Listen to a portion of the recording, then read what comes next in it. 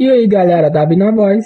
Muito obrigado mesmo pelo grande apoio que vocês me deram nos últimos vídeos. Hoje eu estou trazendo o recap de uma obra nova. Após ser morto na Grande Guerra, o cavaleiro mais forte voltou no tempo. Na época que era apenas um garotinho, mais diferente de antes. Agora ele podia usar mana. E também vai conseguir colocar as mãos no poder do lobo demoníaco. O card da playlist do monstro mais forte que reencarnou como um humano vai estar passando na tela. Lembrando, se vocês gostarem do vídeo e quiserem a continuação, deixa o like, e também inscreva-se no canal, e compartilhem esse vídeo com seus amigos, e também comentem para dar mais engajamento, e se essa continuação bater 3.000 likes, eu faço a parte 2 dessa obra. A história se inicia com o protagonista dizendo que seu mundo estava condenado, seus companheiros que passaram pelo inferno, os 10 cavaleiros mais fortes que guardaram o continente, esgotaram toda a sua vida e mana, e acabaram morrendo. E acima dos vastos trechos de terra contaminada nesse campo de batalha, apenas a morte permanecia. E tudo isso foi causado por uma única entidade, o comandante demoníaco da Gula. E no meio desse mar de corpos, ele era o único humano de pé, e por ter conseguido ferir o corpo do boss final, o comandante demoníaco reconheceu o poder dele. Contudo, o monstro disse que o prota já deveria estar ciente, que esse poder dele está longe de ser suficiente para tirar sua vida. Mas mesmo ouvindo isso, o cavaleiro não recuou. Ao invés disso, ele carregou sua mana até o limite, e atacou seu inimigo com um dos seus golpes mais fortes, mas o monstro conseguiu se defender. E zombou dele dizendo que o esforço de um mero humano como ele era inútil, mas no momento seguinte o comandante demoníaco se arrependeu de ter agido de forma arrogante, já que o prota na base do ódio carregou sua mana além do limite, e conseguiu destruir sua defesa e cortar ele no meio. Ao mesmo tempo, a mana no corpo do boss ficou fora de controle, e nisso seu cadáver acabou explodindo. Assim, com a morte do comandante demoníaco, o prota finalmente conseguiu ter um momento de paz, já que aquele monstro não calava a merda da boca, mas ele sabia que também morreria, porque no momentos finais daquele desgraçado, aquele merda conseguiu fazer um buraco na sua barriga, e como o cavaleiro tinha esgotado toda a sua mana, seria impossível para ele se curar. Ao mesmo tempo, toda a sua vida começou a passar diante dos seus olhos, e enquanto ficava perdido no mar de lembranças, ele explicou que o treinamento de mana era o conhecimento exclusivo da nobreza. Por isso, ele teve que superar inúmeras falhas, avançando mais lento do que todos os outros, subindo ao topo dos cavaleiros desde o fundo. Ele sempre acreditou que poderia superar esses desafios, mas nessa última batalha, ele percebeu que estava errado, já que se ele pudesse ter treinado com os métodos adequados desde o início, ele poderia ter salvado o continente. E todo mundo teriam sido salvos, mas esse seu pensamento foi interrompido quando o resto da sua mana se esgotou, e ele não conseguiu mais estancar o sangramento. E nisso ele ficou frustrado por ter sido ferido assim pelo comandante demoníaco da Gula. Mesmo aquele demônio sendo bem poderoso, ele era apenas o 7º de todos os comandantes, e como sua morte se aproximando, o prota percebeu que nunca descobrirá o quão poderosos são os outros comandantes e também o rei demônio, e enquanto o resto da sua vida se esgotava, ele ouviu uma voz chamando seu nome. E ao olhar para ver quem era, ele viu que o Imperador da Espada não tinha morrido ainda, mas o próprio Imperador sabia que não duraria muito. Por causa disso, antes de morrer, ele perguntou para o jovem na sua frente, por que ele não fugiu da batalha, já que ele era uma criança das favelas sem nada para proteger, e o prota respondeu que o motivo dele não ter fugido era simples: seria vergonhoso. Ele odeia ser mais inadequado do que a maioria. Para ele, um homem deve se manter confiante em qualquer situação, então ele nunca fugiria em uma batalha, mesmo se isso significasse sua morte. E ouvindo sua explicação, o velho começou a rir sem parar, e decidiu confiar no talento que fez desse jovem um dos 10 cavaleiros mais fortes do reino apenas com orgulho. Ao mesmo tempo, o imperador disse que se o prota retornar, ele deve o encontrar. É claro, se o jovem cavaleiro fizer uma visita imprudente para ele no passado, ele não vai acreditar nele. Por causa disso, ele contou um dos seus segredos, e isso era que o nome de nascimento da sua filha era Lila, e veio do nome da flor que ele e sua esposa gostam. Porém, a verdade é que ele nunca gostou muito daquela flor, e essa era a parte importante do segredo. Então, quando o prota retornar, ele deve o encontrar o mais rápido possível. E enquanto ficava sem entender o que o velho estava falando, sua consciência ficou nebulosa. Depois, ao abrir os olhos, ele se encontrou em um quarto familiar, e por isso, ele começou a pensar que estava sonhando com seu passado. E esse era um passado de merda, aonde o cadáver da sua irmã foi levado pelos bandidos. Logo depois que ela faleceu, e enquanto ficava irritado ao lembrar do final trágico da sua irmã, ele ouviu os agiotas falando que sempre ficam irritados quando lembram que a Irina escondeu o anel de ouro. É claro, não foi ela que roubou o anel, e sim o prota, mas por sua causa, sua irmã foi espancada enquanto tentava proteger ele. E como não bastasse, os figurantes vieram atrás dela novamente, e chutou ela da cadeira, e diferente do garoto que conseguiu sobreviver no espancamento de antes, a garota não teve essa sorte, e faleceu enquanto cuidava dele. Por causa disso, naquele momento os figurantes pensavam que ela estava viva, mas mesmo depois de descobrir que esse não era o caso, eles não pararam de chutar ela. E como se não bastasse, até tentaram levar o corpo dela, e o motivo deles fazerem isso era que existiam alguns caras doentes que gostam de cadáveres. Sem falar que órgãos e corpos frescos podem dar uma boa grana, é claro, ao presenciar essa cena novamente. Mesmo achando que era um sonho, o prota ficou puto e tentou pular no pescoço deles, mas por causa da surra de antes, ele não conseguiu se mover. Mais diferente da sua vida passada, ele não desistiu e continuou tentando, e por causa da sua grande força de vontade, ele conseguiu ativar sua mana. Então, aproveitando que poderia se mover novamente, ele pulou em cima do figurante e mandou o bandido voando para longe. E mesmo ele sendo apenas um garotinho no seu sonho, ele protegeu o corpo da sua irmã.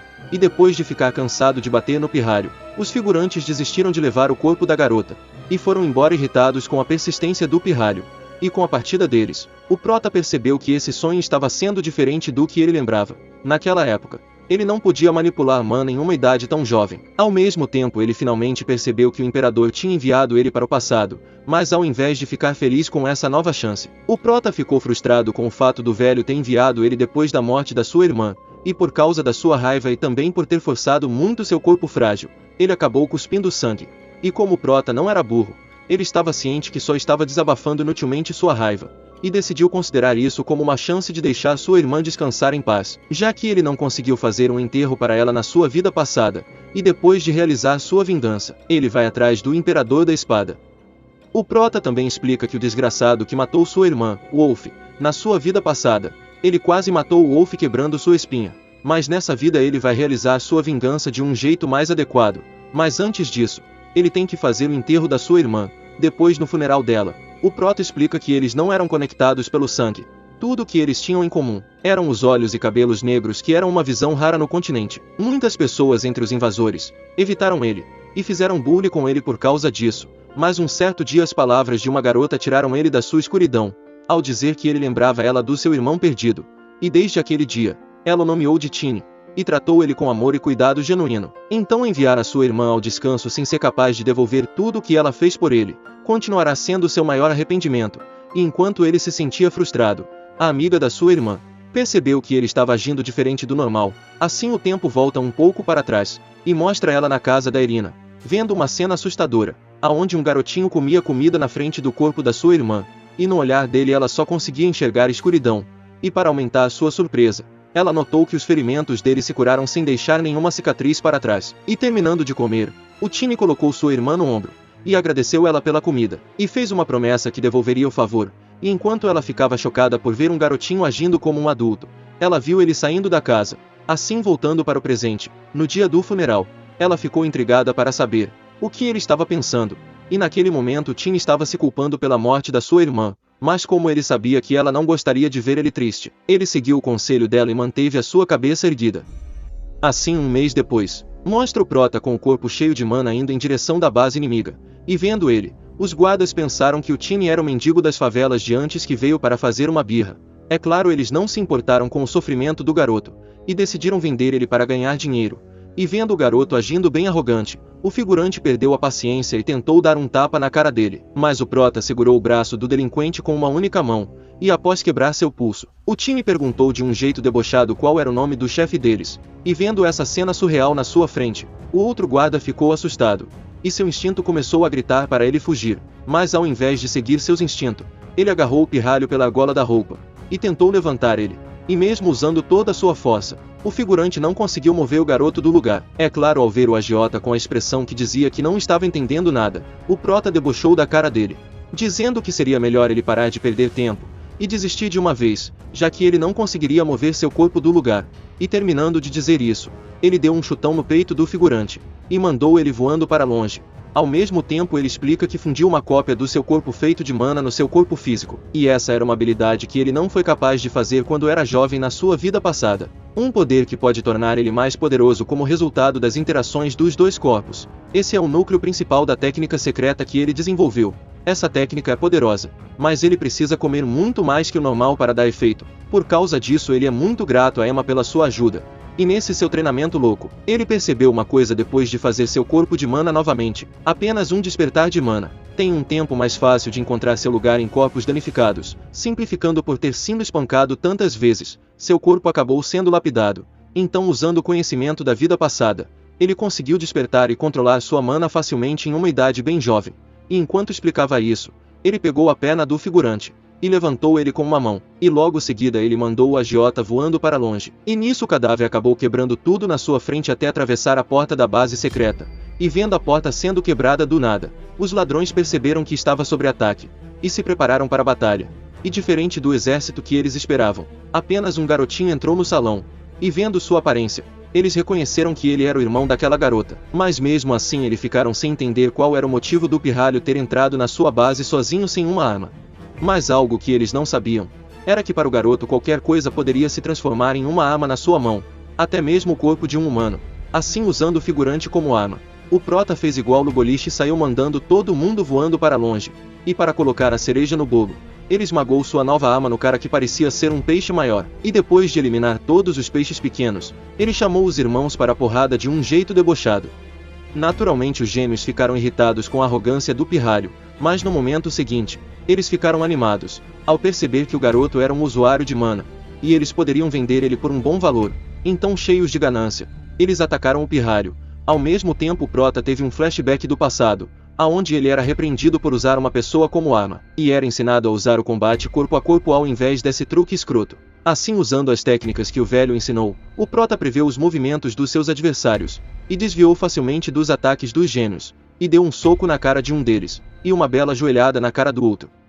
Ao mesmo tempo acontece mais um flashback, aonde mostra o prota já adolescente se encontrando com Wolf, o mestre dos agiotas. Na sua vida passada, ele ficou muito surpreso quando descobriu que o Wolf, que era um chefe de bandidos em uma zona remota, pertencia à tribo dos Homens-Bestas, que é considerada a melhor entre as raças de demi-humanos. Entre eles, o lobisomem prata puro era especial, já que ele tinha um traço manifestado em linhagens diretas da família real dos Homens-Bestas. Então foi muito difícil para ele derrotar o Wolf na sua vida passada. Naquele tempo, ele não sabia o porquê de ter um lobo de prata nesse lugar remoto, mas dessa vez ele vai descobrir o motivo disso. Assim, ao se encontrar com o culpado da morte da sua irmã pela primeira vez nessa vida, o prota não ficou cego de vingança. Ao invés disso ele debochou da cara do seu inimigo. Naturalmente o chefe dos invasores ficou puto ao se feito de trouxa por um garotinho. Então, sem perder tempo, ele se transformou em um lobisomem. É claro, o prota não ficou preocupado com isso, já que ele queria destruir seu inimigo na sua força total. Mas ao ver o chefe dos bandidos se transformando em um lobisomem com pelos vermelhos ao invés de ter pelos cinzas, o garotinho ficou surpreso pela primeira vez nessa sua nova vida, já que ele não sabia que tipo de cachorro o Wolf virou. Naturalmente o boss ficou irritado ao ser chamado de cachorro, e atacou o pirralho com sua grande velocidade, mas o garoto desviou facilmente. E mesmo esse lobisomem sendo mais forte dos que os outros figurantes, o prota estava entediado, já que esse cachorro vermelho não se comparava com o lobisomem cinza da sua vida passada. Esse era muito fraco. Então, ficando decepcionado com a força do seu inimigo, o prota agarrou a boca do demônio, e no momento seguinte, usando sua mana, ele esmagou a boca dele. E esse ataque fazia parte de uma forma de lidar com os lobisomens no estado Berserk que seu companheiro Homem Fero ensinou. Naturalmente o demônio ficou irritado depois de se ferido, e atacou o prota com toda a sua velocidade, mas o time desviou facilmente, e deu um chute na boca da besta. E vendo o monstro não se mexendo, ele disse que não deu permissão para o boss morrer ainda, já que ele tem muitas coisas para testar. É claro, o prota sabia que os lobisomens tinham excelentes habilidades de regeneração, mas diferente do que ele esperava. Depois de dar outro chute no figurante, o monstro voltou para sua forma humana, e uma pedra vermelha que estava no peito dele caiu no chão, e ao recuperar seus sentidos, o chefe dos bandidos perguntou por que o garoto estava fazendo isso com ele, mas ao invés de responder sua pergunta, o Tiny falou que dessa vez ele não vai só quebrar a espinha dele, e terminando de dizer isso, ele começou com sua vingança. Assim, um tempo depois dos gritos de dores pararem, o prota ficou satisfeito com sua vingança, e se preparou para dar um fim no chefe dos bandidos. E percebendo que o garotinho planejava, o Wolf começou a implorar pela sua vida, e vendo isso, O time lembrou que ele ainda não tinha descoberto porque um lobisomem estava nesse lugar remoto. Ao mesmo tempo ele finalmente viu uma pedra vermelha que caiu do figurante. E ao pegar a pedra que ele nunca tinha visto na sua vida passada, um grande e aterrorizante que demoníaco começou a vazar do cristal. E nisso ele percebeu que essa era uma pedra demoníaca que selava o espírito de um lobisomem de prata. Rapaziada, se vocês querem a continuação da jornada do cavaleiro mais forte do reino, que voltou no tempo para quando era apenas um garotinho, deixa o like. E também inscreva-se no canal para me ajudar a pegar 40 mil inscritos. Graças a Deus e também a vocês, eu consegui realizar meu objetivo de pegar 35 mil inscritos antes do final de dezembro. E como eu sei que vocês são fodas, eu acredito que consigo bater essa nova meta.